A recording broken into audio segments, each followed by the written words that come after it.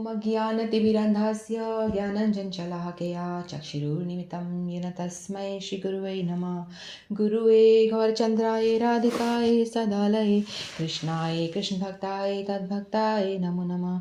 नमो विष्णुपादाय कृष्णपृष्ठाय भूतले श्रीमद्भक्तिवेदान्तनारायणीति नामिने श्रीकृष्णलीला कथने सुदाक्षं औदार्य माधुर्य गुणनिक्षुप्तं वरं वरेण्यं पुरुषमहन्तं नारायणं तं रसा नमामि। श्रीचैतन्यमनुभीष्टं स्थापितं येन भूतले स्वयं रूपा कदा मह्यं ददाति स्वपदान्तिकम् आजानुलम्बितभुजो कनकावदातो सङ्कीर्तनकपित्रो कमलायताक्षो विशम्भरो द्विजवरो धर्मपालो वन्दे जगत्प्रियकरो करुणावतारो। नमो महावदन्याय कृष्णप्रेमप्रदायते कृष्णाय कृष्णचैतन्यनाम्ने कृष्णे नमः। हे कृष्ण करुणा सिन्धो दीनबन्धो जगत्पते गोपेश गोपिकान्त राधाकान्त नमस्तुते। तत्काञ्चन गौराङ्गी राधे वृन्दावनेश्वरी वृषभानुसुते देवी प्रणमामि हरिप्रिये।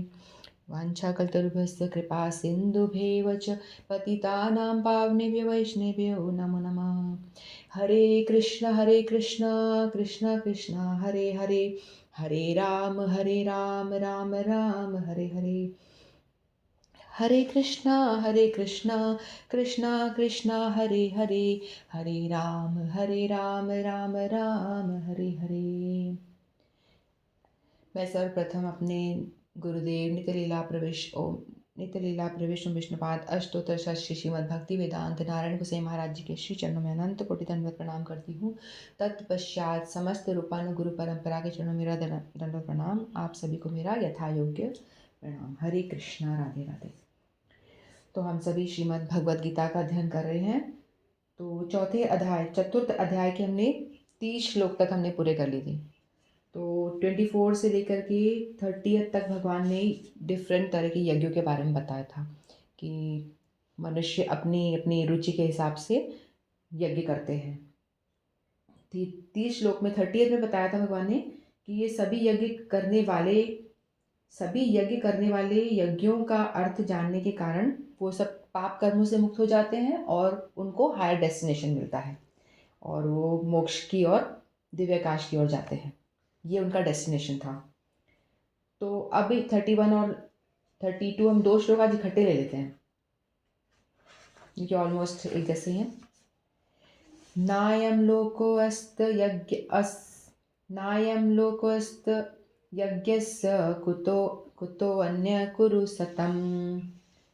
नायं लोकोऽस्त अयज्ञस्य कुतोऽयं कुरु सतम्।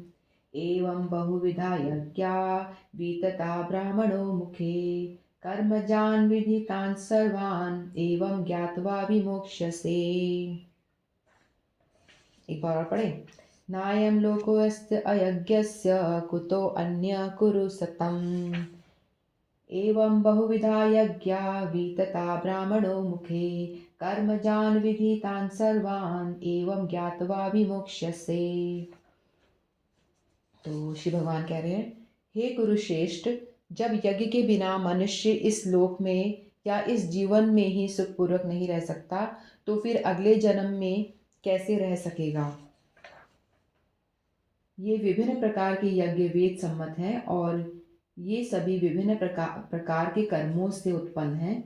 इन्हें इस रूप में जानने पर तुम मुक्त हो जाओगे। तो ये 2 श्लोक मैंने पढ़े। तो इसे भगवान बता रहे हैं, मनुष्य इस लोक में चाहे जिस रूप में भी रहे वह अपने स्वरूप से अनभिज्ञ रहता है।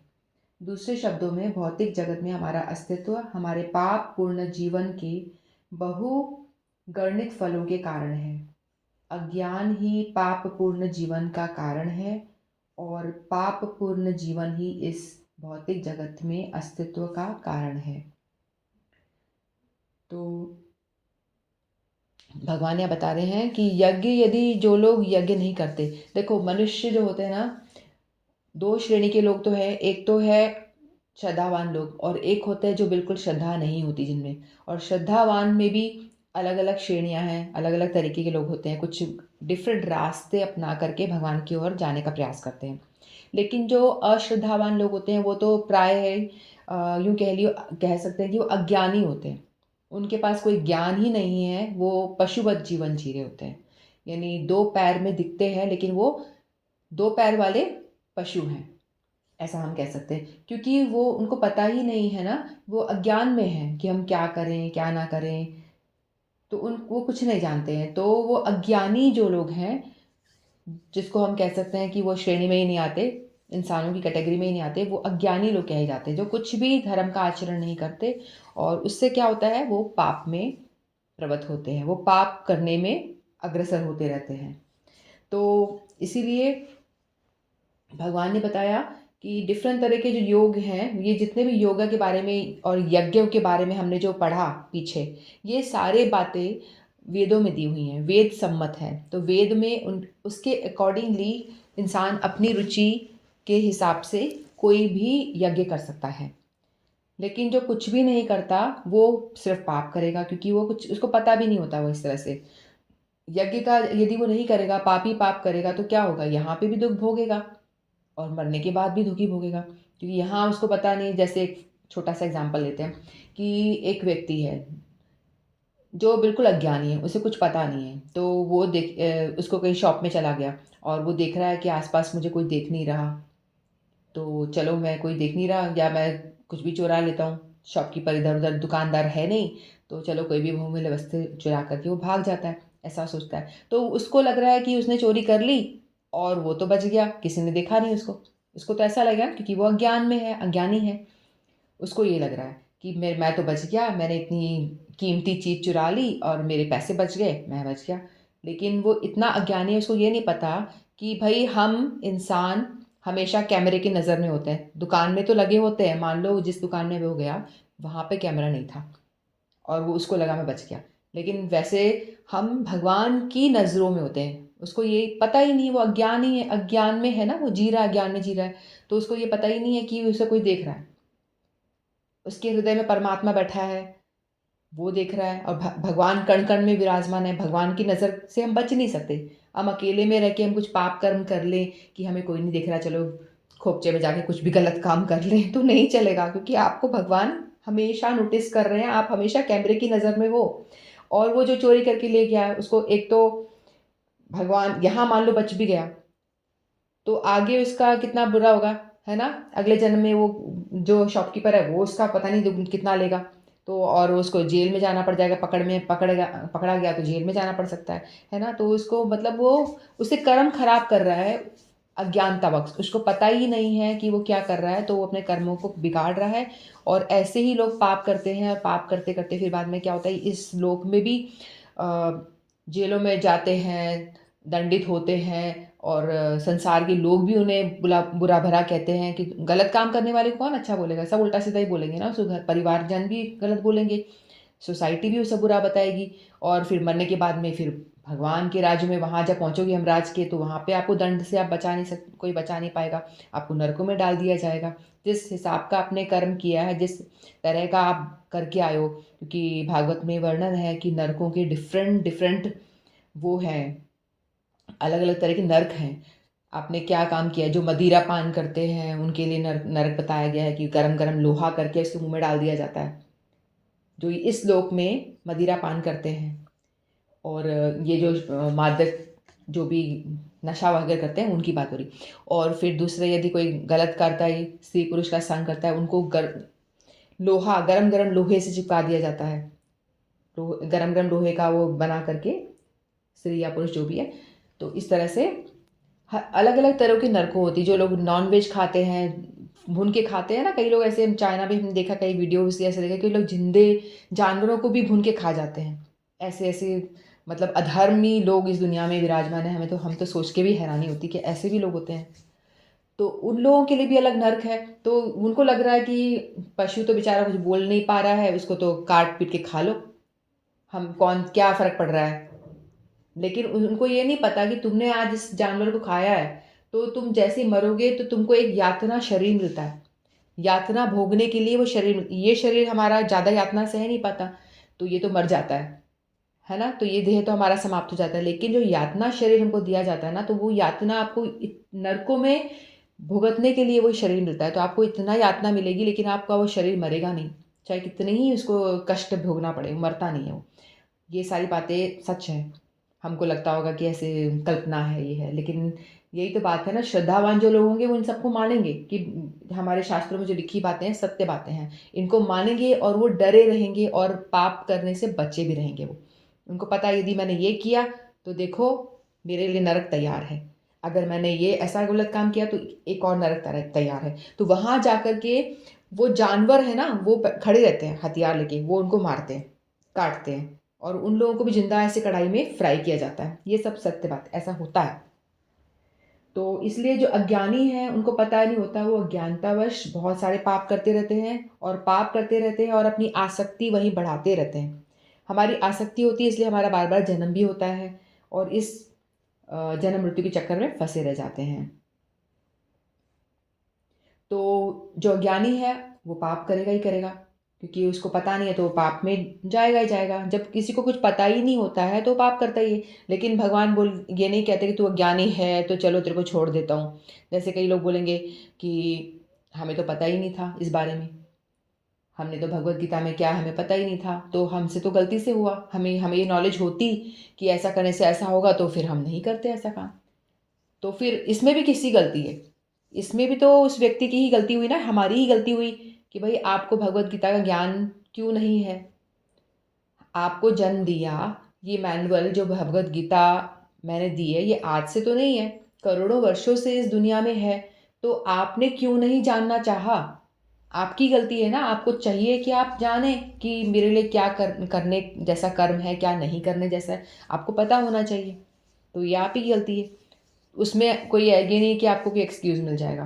आपने गलत काम जान के किया हो, अनजाने में किया हो, तो आपको पनिशमेंट मिलेगा। ट्रैफ़िक रूल अगर आप तोड़ रहे हो, अनजाने में भी तोड़ रहे हो, आप विदेश में जा रहे हो, वहाँ पे लेफ़्ट साइड में ड्राइव करते हैं, आप वहाँ ड्राइव करोगे तो आपको पुलिस पकड़ नहीं, राइट में करते हैं। यहाँ इंडिया में लेफ़्ट में होता है ना, लेफ़्ट में ड्राइव करते हैं, इंडिया वहाँ विदेशों में लेफ़्ट में होता है। तो अगर आप वहाँ जाके ड्राइव करोगे, वहाँ की ट्रैफ़िक पुलिस पकड़ लेगी। आप बोलोगे मैं तो नया-नया हूँ, मुझे पता नहीं था, तो वो छोड़ेगी थोड़ी ना आपको। आपको पकड़ के जेल में डालेगी, आपसे पैसे ले लेगी, है ना? इस तरह से। तो वही बात है कि अगर हम रूल तोड़ते हैं तो हमें उसका भुगतान करना ही पड़ता है। तो इसी तरह से हम गलत काम करते हैं, पाप करते हैं तो हमको भुगतना ही पड़ेगा। इस लोक में भी वो सुखी नहीं रहेगा और परलोक में तो छोड़ो, कहाँ से रहेगा। ना इस लोक में सुख पाएगा और मन में एक बेचैनी बनी रहेगी, मैंने गलत काम किया है। मान लो लोगों से छुपा भी लिया तो अपना कॉन्शियस तो उसको बोल रहा है ना, भाई तूने गलत किया है ना? तो अपने आप से भी वो दुखी रहेगा इस तरह से। तो अज्ञानी हमेशा पापमय जीवन जिएगा, ना यहाँ सुखी रहेगा ना बाद में सुखी रहेगा। तो कौन सुखी रहेगा? जो ज्ञानी है। ज्ञानी कौन होता है? ज्ञानी वो होता है जो खुद को पहचानता है और भगवान को पहचानता है और अब भगवान और खुद के रिलेशन को पहचानता है, वो ज्ञानी है। ठीक है? वो पाप करने के इन जीवन में भी ये अज्ञानी जो है वो पाप के जीवन में भी दुख के बाद भी दुखी और बाद में भी और आसक्ति में पड़ा रहेगा। और ज्ञानी जो है हमेशा वो भक्ति युक्त कर्म करेगा, क्योंकि उसको पता है कि भगवान है जिसने ये सृष्टि का निर्माण किया है और हम जो हैं भगवान के दास हैं, सेवक हैं।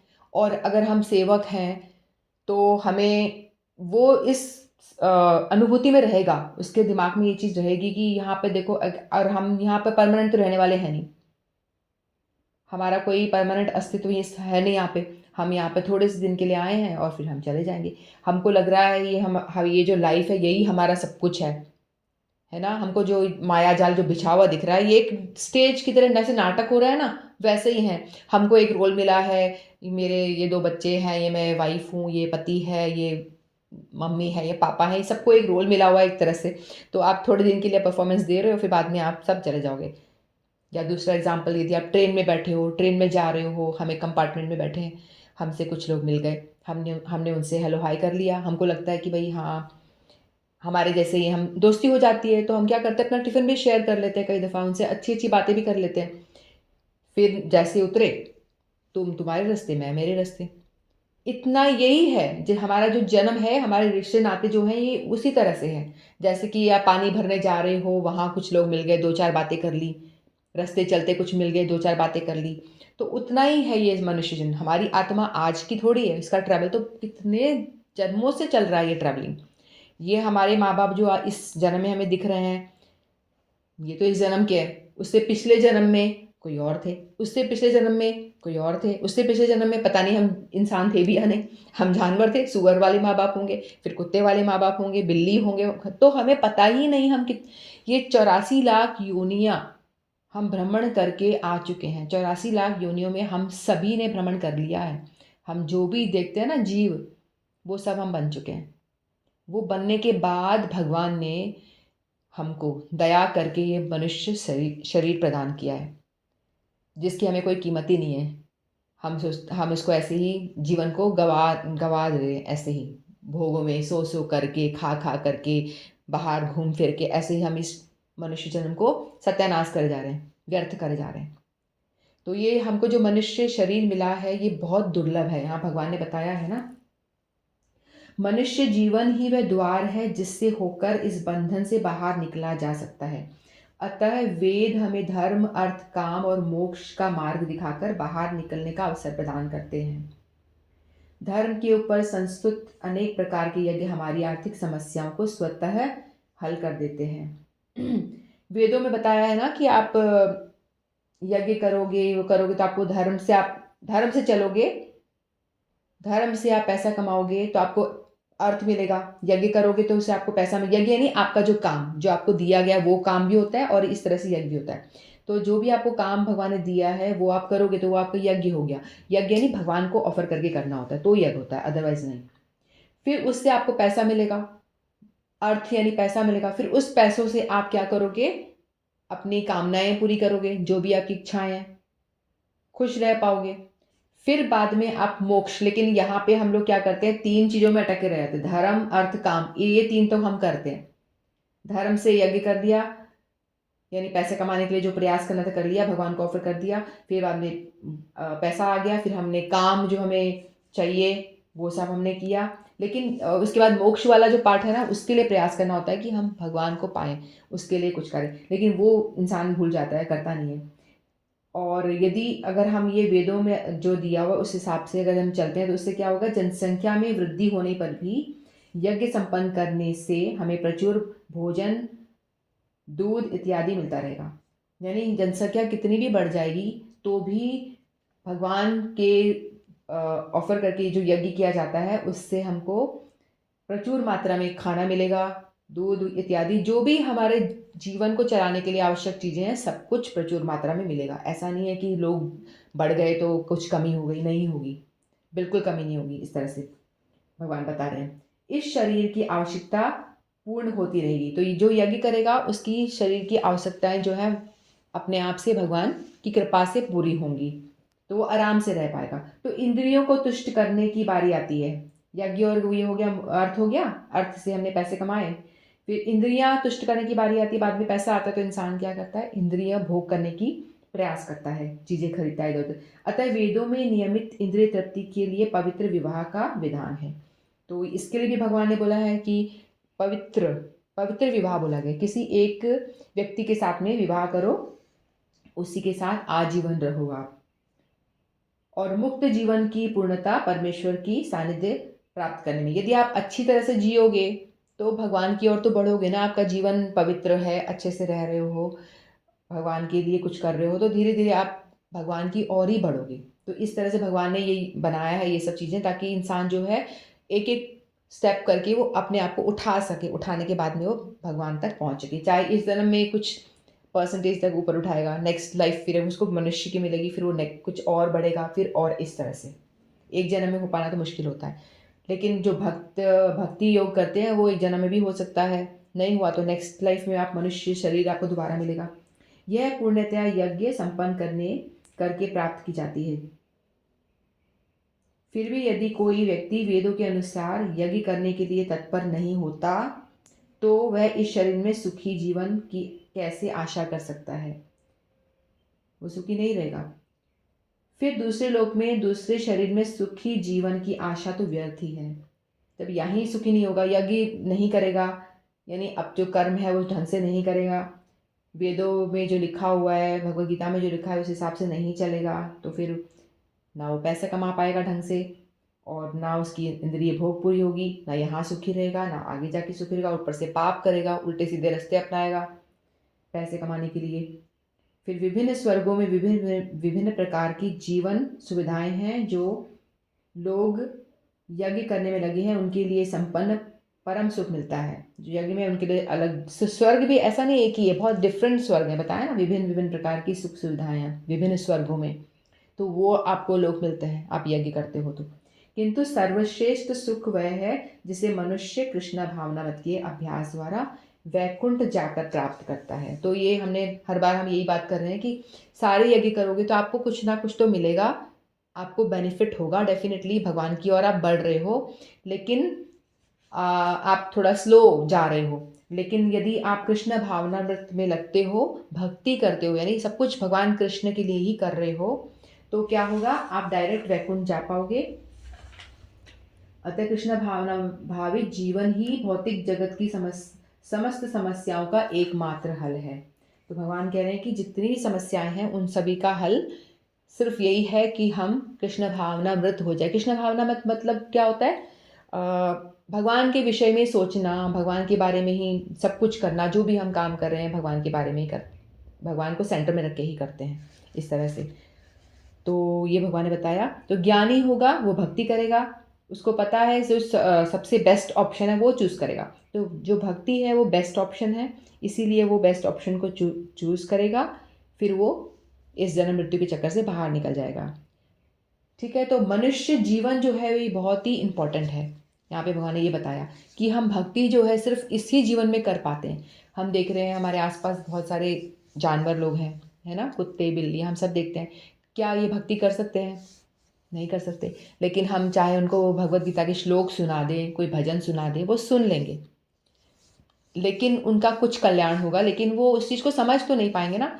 जिस लेवल से हम समझ पाएंगे और हम आचरण में ला पाएंगे, वो सिर्फ सुनेंगे तो उनको कुछ सुकृति मिल जाएगी, थोड़ा बहुत कुछ उनको भी लाभ होगा। ऐसा नहीं है कि यदि हम पशु के आगे हरि नाम कर रहे हैं तो उसका उद्धार डेफिनेटली होता है। इसीलिए हमको ऐसा बोला गया है कि आप लाउड चैंटिंग करते हो ना, जोर से बोल के, तो आपके जो घर के अंदर वातावरण है वो पॉजिटिव हो जाता है, पॉजिटिविटी आती है। और लाउड आप चैंटिंग कर रहे हो, सब जने मिलके इकट्ठे घर के सारे सदस्य बैठ के जोर जोर से हरिनाम संकीर्तन करते हो, तो एक तरह का यज्ञ हो जाता है। जैसे हम स्वाहा करके अग्नि जला के करते हैं ना, स्वाहा, स्वाहा मतलब ऑफर करना, अपने आप को अर्पण करना, इस तरह से ये होती है, जो भी डाल रहे हैं उसको अर्पण कर रहे हैं। तो अगर हम चाहें तो हम अपने घर में रोज भी यज्ञ कर सकते हैं, एवरीडे भी हम यज्ञ कर सकते हैं।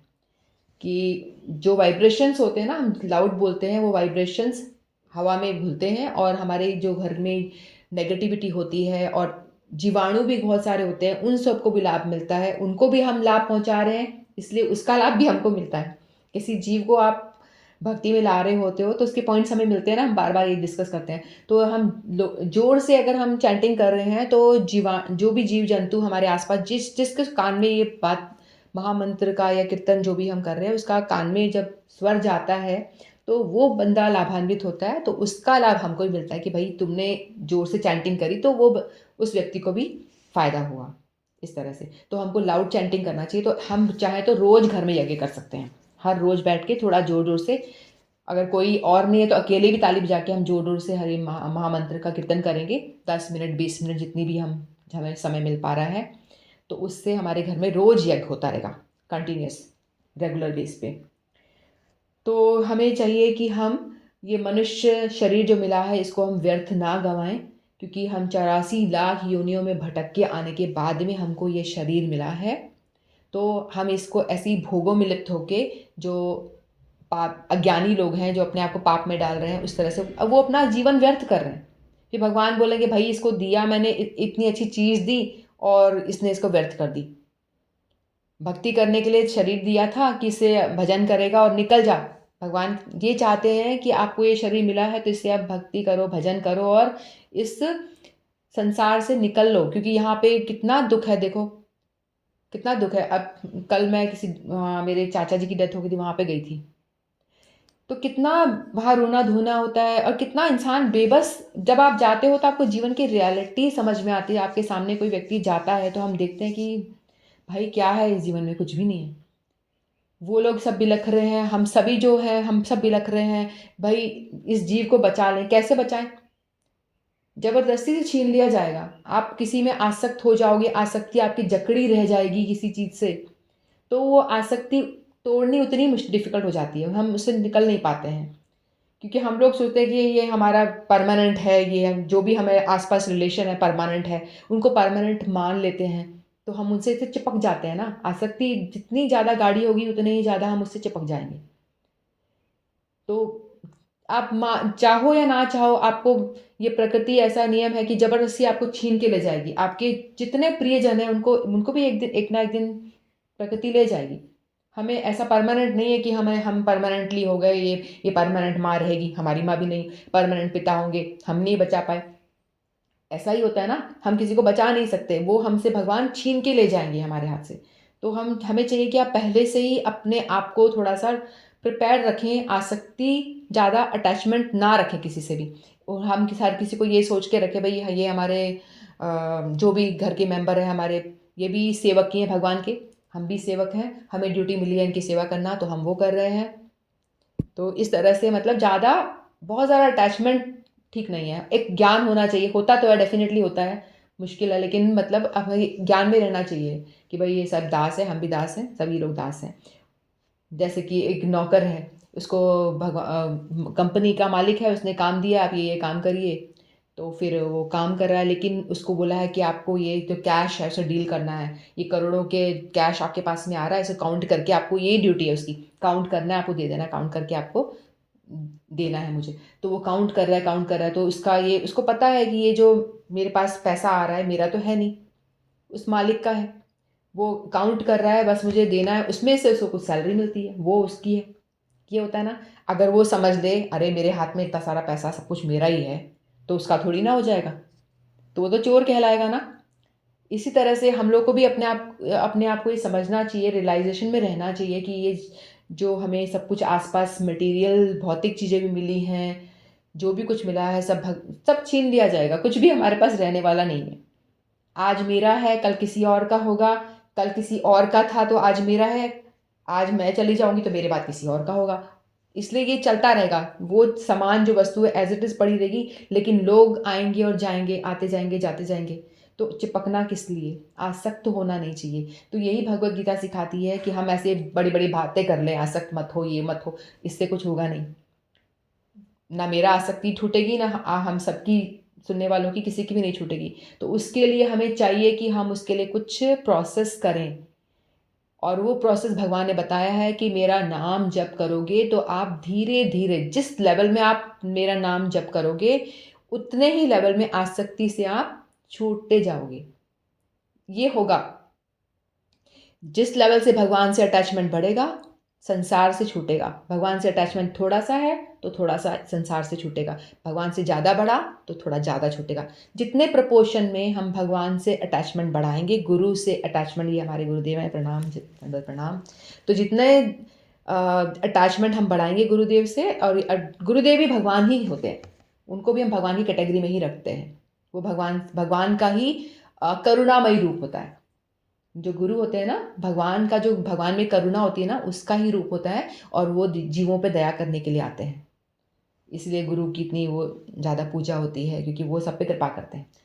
तो इसीलिए हमें चाहिए कि हम नाम जप करें और भगवद गीता पढ़ें। इस तरह से करते-करते क्या होगा, हम धीरे-धीरे हमारा अटैचमेंट संसार से कम होता जाएगा और भगवान से यदि नहीं हमने अटैचमेंट कनेक्टिविटी नहीं बनाई इस जीवन में, तो क्या होगा, लास्ट में हमारा जो है बहुत बुरा होगा। क्योंकि हमारी पूरी आसक्ति संसार में ही होगी। क्योंकि भगवान से हमारी कोई आसक्ति है ही नहीं, हम भगवान के लिए कुछ किया ही नहीं हमने, कभी दिया नहीं, दिखाया, कभी कुछ नहीं करा, तो भगवान से हमारा कोई अटैचमेंट नहीं होगा, तो हमारी पूरी अटैचमेंट्स इस संसार से होगी और संसार में इतने बुरे चिपके होंगे। और जब संसार के लोग भगवान एक-एक को छीन-छीन के लेकर जाएँगे या आपकी वस्तुओं को लेके जाएँगे, तो आप बहुत ज़्यादा विचलित हो जाओगे, बहुत ज़्यादा। फिर आपका मानसिक स्थिति डिप्रेशन में जाओगे, पता नहीं क्या-क्या हो जाएगा। तो इसीलिए हमको चाहिए कि जब से हम बच्चा पैदा होता है ना, तब से उसको नाम सुनाना शुरू कर देना चाहिए, ताकि पूरी लाइफ़ टाइम जो है हम वो पढ़ाई कर लें। कौन-सी पढ़ाई करें? भगवान से कनेक्टिविटी बनाने की पढ़ाई करें, नाम जप करवाएँ, ये सब चीज़ें पूजा-पाठ ये शुरू कर देनी चाहिए, ताकि जब तक हमारा एग्ज़ामिनेशन टाइम आए, एग्ज़ामिनेशन टाइम क्या है? मृत्यु। जब हम मृत्यु का टाइम आए, हमारा हर जीव हम ये जो भक्ति कर रहे हैं, इसका उद्देश्य एक यही है कि जब मरे तो उस टाइम में हमारे मुंह में भगवान का नाम आ जाए। कहते हैं ना, जो आपके थॉट होते हैं ना, जो आप सोचते हुए शरीर को त्यागते हो, तो वही जन्म आपको नेक्स्ट लाइफ में मिलता है। किसी को हमने बता दिया, जो आप सोचोगे आपके दिमाग कॉन्शियस में जो होगा मरते टाइम पे, वही आपकी नेक्स्ट लाइफ में आप वो बन जाते हो। तो बोलेंगे बहुत अच्छा है, जब मरेंगे तो मैं भगवान का नाम ले लूँगी, राधे राधे, हरे कृष्णा, कुछ भी बोल दूँगी। तो इतना आसान थोड़ी ना है। मरते टाइम आपको पता ही नहीं होती कि आपकी आपकी हालत क्या हो रही है, आपकी सांसें हो रही हैं, कफ निकल रहा है, मलमूत्र का त्याग, पता नहीं क्या क्या दशा क्या हो जाती है। उस टाइम पे आपको भगवान का नाम कहाँ सूझेगा, किसी को भी नहीं सूझता ना। तो इसीलिए हम लोग ये जो चैंटिंग वगैरह कर रहे हैं, ये हमारे जो फाइनल एग्जामिनेशन होगा, जब हमारी डेथ आएगी, उसकी तैयारी है ये, उसकी तैयारी कर रहे हैं। क्योंकि अगर हम जितना ज़्यादा करेंगे, चैंटिंग करते रहेंगे, तो क्या होगा, धीरे धीरे कभी मुंह से प्रैक्टिस में, अब आप जैसे हम रोज रोज बोल बोल के प्रैक्टिस करते, तो एक प्रैक्टिस हो जाती है, चाहे हम बिना भाव से ही बोले। हम चलते फिरते ध्यान कहीं और है, टीवी देखते देखते भी मान लो, ऐसा नहीं करना चाहिए, मान लो फिर भी टीवी देखते देखते भी हम बोल रहे हैं, तो हमको क्या होता है, वो प्रैक्टिस में होता है वो शब्द बोलने की। हरे कृष्णा कृष्णा कृष्णा हरे हरे, हरे राम राम राम, स्वाभाविक आ जाते हैं मुंह से वो शब्द अपने आप से। तो वे स्वाभाविक तौर पे वो शब्द मुंह में आ जाएंगे मरते टाइम पे, क्योंकि हमने प्रैक्टिस लाइफ टाइम करी है, हमने अभ्यास करा है। हम रोज 16 माला करने के लिए बोला गया, 16 रोज रोज करना चाहिए। तो 16 चैंटिंग हम रोज कर रहे हैं, या उससे ज़्यादा, कई लोग तो 64 बोला गया है हमारे गुरुद्वारे के, हमसे होता नहीं, लेकिन कोशिश करनी चाहिए।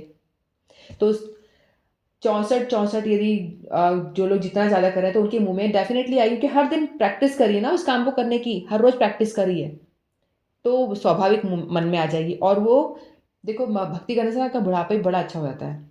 बुढ़ापा, क्योंकि मैं देख रही हूँ हमारे साइड में हमारे पड़ोसी हैं, उनके पापा आए हुए हैं, तो उनके पापा काफ़ी एज्ड हैं, लेकिन वो बैठे रहते हैं 24 घंटे बाहर, बैठ के धूप सेकते रहते हैं, कुछ नहीं करना, कुछ नहीं करना। मेरा मन में आता है, जाके बोलो कि आप काउंटर ले लो, ऐसे बैठे बैठे आप हरी नाम कर लो। मेरे को तो ऐसा मन करता है कि बोलूँ उनको, तो मैं बोलूँगी। मैंने उनकी हमारे पड़ोसन को, उनकी बेटी को बोला, कि बोलते नहीं नहीं, वो नहीं करेंगे, वो नहीं करेंगे।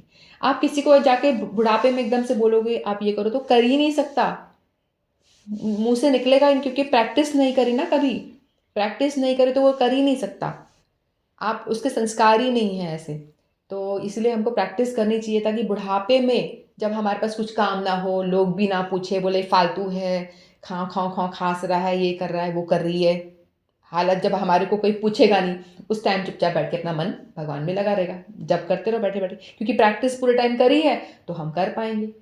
और नहीं करी होगी तो ना हमारा भगवान की नाम में मन लगेगा, ना जप करने में मन लगेगा, ना कहीं और मन लगेगा, और घर के लोग तो निकाल के बाहर कर ही देंगे। और फिर बात आप देखते रहो, कोई मुझसे बात कर ले, कोई जा रहा है तो अरे तू बात कर ले, ऐसा होता है ना। वो हम निकलते तो वो सोचते कि ये कोई बात करेगा मुझसे, कोई बात करे, किसी के पास टाइम नहीं है, सब निकलते हैं अपने घर, घुस जाते हैं अंदर। तो इसीलिए हमको भक्ति करना बहुत ही ज़रूरी है, बहुत ही ज़रूरी है। इससे हमारा बुढ़ापा भी सुधरता है। अब मेरे पिताजी भी बूढ़े हैं, 80, अबाउ 80 साल के तो हो चुके हैं, 80 साल के, लेकिन आज उनको कोई मतलब नहीं है, उनके बच्चे उनको पूछें ना पूछें, कोई मतलब नहीं है, एकदम व्यस्त हैं, उनके पास टाइम ही नहीं है, क्योंकि फुल टाइम वो कृष्ण कॉन्शियस एक्टिविटी में लगे रहते हैं। ठाकुर जी घर में हैं, उनको नहलाना, उनको खिलाना, उनको सेवा करना, 24 उन फुल टाइम वो लगे रहते हैं, व्यस्त रहते हैं। बच्चे आए ना आए, उन ठीक है, आए तो ठीक है, हम फ़ोन भी करते तो बोलते कि अरे मेरे को चैंटिंग करनी है, मेरी माला बची है, चल फ़ोन रख। ऐसा हो जाता है। तो मतलब बुढ़ापा भी आपका बड़ा सुंदर हो जाता है। तो इसलिए हमको ये मनुष्य जीवन मिला है ना, इसमें हमको जब से हमको समझ में आए, जब से हमको ज्ञान आए, तभी से हमको उसको पकड़ लेना चाहिए, और जितना ज़्यादा हो सके उतना हमें नाम जप में लगना चाहिए। भगवद गीता पढ़ें, भागवतम पढ़ें, अन्य अन्य ग्रंथ पढ़ें, और तीर्थों में जाएं, ये सब एक्टिविटी करनी चाहिए, क्योंकि इन्हीं यही जो हम करके धन इकट्ठा करेंगे, यही करेंसी हमारे उस लोक में चलेगी, कि नाम रूपी करेंसी है ना, यही हम लेकर जाएंगे मरते टाइम। जब हम मरेंगे, जब यमराज लेने आएंगे हमको, यमराज आएंगे या भगवान के भक्त आएंगे, हम उम्मीद करते हैं कि हम नाम जपते हैं तो हमको भगवान के ही दूत लेने आए, यमराज हमारे पास ना भटके। ऐसा बोला गया, जो तिलक लगाता है, कंठी पहनता है, उसको देख के दूर हो जाते हैं यमराज, कि भाई इसने तिलक लगाया हुआ, कंठी पहनी हुई है, तुलसी की माला पहनी हुई है, घर में तुलसी का पौधा है तो इस घर में तो एंट्री नहीं करना, यहाँ कोई भक्त रहता है, साइंस से ऐसा बोला गया है, शास्त्रों में लिखा है। तो हम मान लो इन केस यदि कोई यमराज भी आते हैं तो उस टाइम पे भी यदि हम भगवान का नाम जप करते हैं तो वो नाम, जैसे अजामिल की स्टोरी मैंने सुनाई थी ना, उसने इतने सारे पाप किए थे लेकिन लास्ट में बेटे को बुलाया गलती से तो वो आ गए थे, विष्णुदूत आ गए थे ना, फिर यमराज, दोनों में मैंने कथा सुनाई थी ना। तो उनमें काफ़ी डिस्कशन हुआ था और वो कहते कि हम लेके जाएंगे इसको इस तरह से। तो कहते नहीं ये नाम लिया है भगवान का, बोलते नहीं ये तो बेटे का नाम लिया है। बोलता है बेटे का नाम से पहले ये नाम किसका है? तो बोला मेरा नाम है भगवान। तो उसको उन्होंने क्या करा, प्रोटेक्ट करा। तो उस टाइम पे हमारे फेसबुक पे चाहे हज़ारों फ्रेंड्स बने हों, आसपास हमारे सोशल लाइफ बहुत ज़्यादा हो, मेरे 50 फ्रेंड्स हों, कोई सा फ्रेंड बचा नहीं पाएगा। जब हमारा फाइनल टाइम आएगा, कोई हमें मृत्यु से नहीं बचा पाएगा। ना कोई फ्रेंड बचा पाएगा, ना अपना करीबी रिश्तेदार बचा पाएगा, ना अपनी माँ नहीं बचा पाएगी, कोई नहीं बचा पाएगा। तो उस टाइम पे जो ये नाम हमने इकट्ठा किया है वो बचा पाएगा। वो आपको कैसे बचा पाएगा? मान लो आपको लेके भी जाते हैं तो वो अच्छे लोक में ले जाएगा, वहाँ आपकी गति बहुत अच्छी होगी या स्वर्गों में जाओगे आप। मरने के बाद का ट्रैवल बहुत लंबा होता है, हम उसके बारे में नहीं सोचते। मृत्यु के बाद भी बहुत सफ़र स्टार्ट होता है, हम कहाँ जा रहे हैं, कहीं नर्क में तो नहीं फेंक दिए जा रहे, कहीं हम स्वर्ग में फेंक दिए जा रहे हैं, कहीं ये सब। तो इसी के लिए भक्ति करना बहुत ज़्यादा ज़रूरी है। तो हमें ये मनुष्य शरीर मिला है जिसमें ही हम भक्ति कर सकते हैं, उसके अलावा कोई और साधन नहीं है जिसमें कि हम भक्ति कर सकें। तो हमें इस मनुष्य शरीर को यूं ही सो करके फालतू काम करके नहीं व्यर्थ कर, जीवन को गंवा देना चाहिए, क्योंकि छोटा सा जीवन है, हमें नहीं पता कितने साल हम जीने वाले हैं। ऑल ऑफ अ सडन कुछ बीमारी निकल आती है, इंसान फट मर जाता है। कहीं चलते चलते अभी जयपुर में कल परसों वो एक्सीडेंट हुआ, इतने सारे लोग मर गए। तो कुछ पता नहीं इंसान का, आज है कल नहीं है। तो आज है, हमें सोचना चाहिए आज है, आज मेरी सांसें चल रही हैं, आज मैं कर लूँ, अपना धन इकट्ठा कर लूँ जो लेके जाना है मुझे, क्योंकि पता नहीं अगला जन्म मुझे मनुष्य का मिले या ना मिले। तो हमको बड़ा केयरफुल होना चाहिए और भगवान का स्मरण करना चाहिए, भक्ति युक्त कर्म करने चाहिए। छोटे छोटे बच्चों से भी करवाएं, किसी को भी ना छोड़ें, बचपन से कराएं। ये नहीं कि बुढ़ापे का काम है, तुम तो बच्चे हो खेलो और मज़े करो, नहीं। किसी का भरोसा नहीं, हर कोई बूढ़ा है, बच्चा भी चला जाता है, हर कोई किसी का भी कभी भी आ जाती है। तो हर everyone is old man या ओल्ड वुमेन, तो कोई भी जवान नहीं है यहाँ पे। तो हमको हमेशा भगवत भक्ति करनी चाहिए। मनुष्य शरीर का फ़ायदा उठाए, इसका एक मेन उद्देश्य यही है, भगवत भक्ति करना। अगर आप इसमें नहीं करोगे तो भगवान बोलेंगे जा, तू तो करता ही नहीं है, नेक्स्ट टाइम तो जानवर ही बन। तूने ऐसा, मैंने तो कोई साधन दिया, तूने कुछ काम नहीं किया, इससे कुछ भी उपयोग नहीं लिया, सारे उल्टे काम किए, तू घोड़ा गधा ही बन, तू इसी लायक है, फिर नहीं मिलेगी अगले टाइम मनुष्यों ने। ठीक है, तो ये 2 श्लोक हमने किए। तो इतना ही कह के मैं अपनी वाणी को विराम देती हूँ। वाञ्छाकल्पतरुभ्यश्च कृपा सिन्धुभ्येव च पतितानां पावनेभ्यो वैष्णवेभ्यो नमो नमः। श्रीमद् भगवद गीता की जय। आप सभी की जय।